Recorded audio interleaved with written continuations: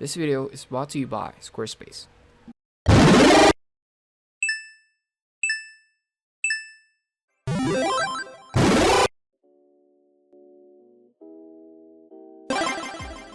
So, you really can't draw hands. Are you sure? Because you do realize you can just look at your own hands and draw them, right? I'm kidding. It's actually really challenging to draw them. Even though you have them all the time and you can look at them anytime you want, they still take lots of effort learning, practicing, and getting good at drawing hands. But they're not impossible. So today, we're going to be learning how we can draw decent hands and learn some techniques and exercise that I do that allows me to draw this part of the body decently enough. Alright, in drawing the hands, you can start with a square. This would be the palm of your hands. Then we can add 5 lines that represent the fingers. And the last part would be the wrist. Now we're gonna add some basic shapes and make them 3-dimensional to really add that sense of space and realism. And then we'll add a bunch of anatomy details like the bones, muscles, and all those stuff. And finally, we'll add some paint rendering. And that's usually how my process goes. But let's go in depth for each part, starting with the basic anatomy. So the hands can be divided into 3 parts: the palm, the fingers, and the wrist. Let's start with the palm. Starting with the palm, you can simplify it by drawing planes of geometrical shapes, like this. Shapes are really useful in this kind of situations, because our small brain can't comprehend actual anatomy, yet. So for now, we're gonna use something simple, like shapes, to draw stuff. We're gonna worry about the details later on. Anyway, you could draw it in flat or in 2-dimension, but if you're a smarty pants, you could draw it in 3-dimension, which helps you visualize space, which I highly recommend. There are some drills and exercises that you can do right now to improve your skills in drawing the palm. First level is what we talked about earlier, which is drawing these planes. They are simple, but they can be very effective. Second level would be doing all of those in 3-dimensional. We're going to be drawing some cubes or some boxes that would represent the palm. For the third level, we're going to add a bend to those stiff boxes. The hand can also get really flexible and will create these complex poses. So you want to focus on making the palm more flexible, because this would be the base for your fingers later on. Try copying rectangular prism that is bending or twisting. Here are some examples that you can try copying. It is always best to learn from a reference, because references are really important in improving your art. Now let's move on to the fingers. For the fingers, you can draw straight lines, just to get an idea on where they go. For the proportions, we need to make sure that the length of the fingers is relatively equal to the size of the palm. You can also start by making a silhouette of the fingers, and you can group them together if they're close enough, just so you can simplify it and not think about the details just yet. When you're drawing a silhouette of the hand, it would usually form a triangle, with this pointy part being the middle finger. Now, this technique will guide you into having a much more accurate proportions, essentially giving you a safe area to work on, and to make sure that you're not straying away too much. Drawing a silhouette for the fingers is good for gauging and estimating proper proportions, ensuring that it's not far off from the palm in terms of the size. Now, the thumb is going to be a little bit more tricky. When drawing the thumb, I like drawing them like a chicken leg. That's it, just a chicken leg. Drawing some cylinders can really change how you draw fingers, because it makes so much sense and realism. I mean, fingers are literally just cylinders. Now, an exercise that you could do to improve this is pretty obvious. Simply draw cylinders. So here are some references that you can study and copy. Again, you can use these imaginary lines to complete the whole cylinder. It also seems like you could see through it, making it appear like 3D, just so you can understand the shape in any angle and get familiar with the shape so much more. Once you get the hang of that, we can now move on. So let's move on to proportions. The finger is essentially divided into 3 equal segments. It's not actually equal. You might say that it's obviously not equal, but it's actually debatable. Now, the reason why I want this to be equal is because I'm pretty lazy, and it's actually much more easier if we just say that it's equal. Drawing those 3 cylinders overlapping each other is also really important to learn, because it's going to be really helpful if you want to draw a realistic finger that actually functions in a 3D space. This would add so much sense of movement and realism, because when the finger bends, they tend to go in front of each other, so sometimes it's really difficult to actually add that sense of 3-dimensionality. It's much harder if there are less fingers visible, so you would really have to compensate by drawing them accurate and with precise understanding of space and perspective. you'll see that the tip of the finger is not actually round. Well, it is, but it depends on the angle. Let's imagine it as a Japanese sword, or a katana. Just like a katana, the tip of the finger is curving. While the curve continues at the bottom, the top goes flat.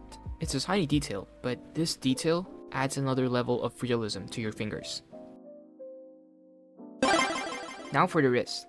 Now, you might say it's not part of the hand, but I like to include it just to have a sense that it's connected to something. This one is really simple. You just have to draw a cylinder and connect it to the palm, and then add the wrist tendon just to add a tiny detail that makes it more believable. Remember, being able to draw shapes in any angle will make you excel and would enable you to draw hands effectively. It takes a lot of tries, but you have to stick to it long enough to see the results.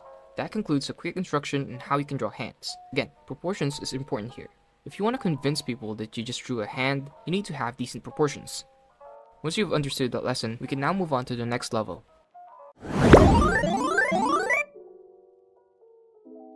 Squarespace is a popular all-in-one platform that empowers individuals and businesses to create professional websites, online stores, and blogs without requiring extensive technical expertise. Begin your journey by selecting from their array of professional website templates, meticulously designed to cater to every conceivable category and application. You can then tailor your appearance, update your content, and incorporate features to align precisely with your unique specifications. The flexibility inherent in Squarespace templates ensures that your concept, brand, or business distinguishes itself online. Venture to e-commerce with ease by setting up an online store through Squarespace. Whether you're selling physical goods, digital products, or services, Squarespace equips you with the essential tools to initiate your online sales journey. You can check out squarespace.com for a free trial, and once you're ready to launch, go to squarespace.com/Nitro to save 10% off your first purchase of a website or a domain. Big thanks to Squarespace. Now let's go back to the video.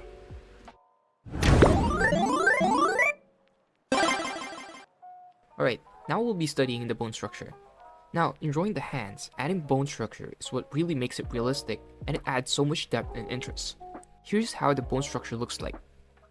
Yeah, it's not really much fun to draw for me because we're looking for an overall form that we can remember easily. If we look at the bone structure, there's so many complicated parts that we need to remember. But we don't actually have to do that at all. We can work with this by going back to the simple shapes. By drawing cubes and cylinders, we could visualize where the bone structure should be. Unless you're only focusing on the skeleton, you can still use some lines and 3D shapes to simplify the bones. Now, I usually don't go overboard when drawing skeleton structures. Instead, I mostly just see them as a support that would carry the final output. So I always just draw them very simple and not too detailed. When drawing the bone structure of the hand, you would see that the bones of the fingers are converging towards the wrist. So when you apply that principle, it would look like this. You would see that the bone structure of the hand can be seen on the backside of your hand.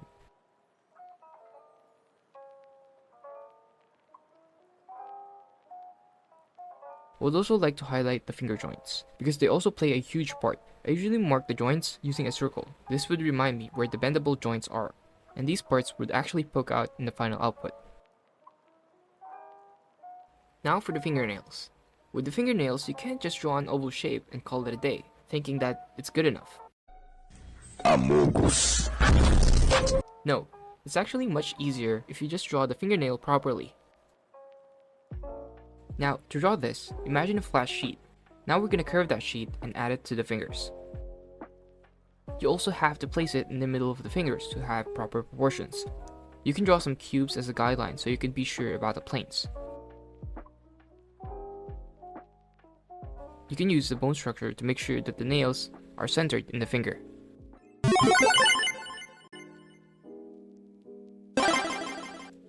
Now let's paint the hand. Now, this method of painting can be applied to painting anything. So first, having a decent sketch before painting is pretty handy. Get it? Because next up we'll add some base colors. You can choose whatever color you want, as long as you pick colors that are muted or neutral. You might want to avoid saturated colors because we're going to add blending modes later on. Speaking of blending modes, next we'll add a multiply layer for the shadow. Now, let's simplify the shadow by picking a single value to represent the parts that are in shadow. That alone will give us useful information on where the shadow and light is located. From there, we're just gonna work on everything in between, like the midtones and other stuff.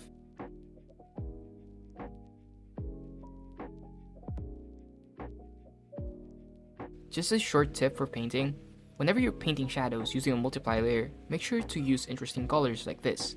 I don't recommend using colors that are too dark or too saturated. You can if you're already used to colors, but I always use either warm or cool shadows because I think they look good. Now here are some examples of color theory. You can study this stuff so you can know more about how colors work and what would look good. Here's an example that I really like. First, get a warm color for the base. Then we'll use a colder color for the shadow. And that would make this really cool complementary blend. At this point, it's already looking fairly decent. You can stop here if you want, but if you want to have more details and realism to the hands, we can add muscles, skin stretches, and bones.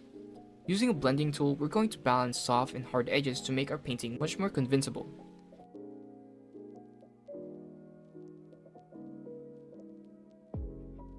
You might notice this redness on the hands. That's due to the light shining through the blood in our hands, which would sometimes transition to orange, which looks pretty neat. To illustrate this, let's first create a sketch, add a base color. Now create a dark background to make the hand and the lighting really stand out later on. Next, we'll add some shadows. Now we're gonna soften those shadows by using an airbrush and a smudging tool. Now this is the most satisfying part. We're going to be using an overlay layer here. We're gonna add some saturation using an airbrush. We're gonna use this red color, of course. That would really add that redness. It is important to keep it light and estimate it just for the right amount. We can also add another overlay layer for some orange or yellow lighting. Again, using an airbrush for a slight touch. We can add them on the fingers and on the edges of the shadow. From there we can just copy other details like the crevices on the hand using another multiply layer. And from there I would just follow the details from the reference. For the final touch, we're gonna add this hazy lighting. To achieve that, we're gonna add a color dodge layer. Then we're gonna use an airbrush to create that dreamy effect. Add a few more adjustments and we should be done. And that's it. I hope this helps and I'll see you on the next one. Peace.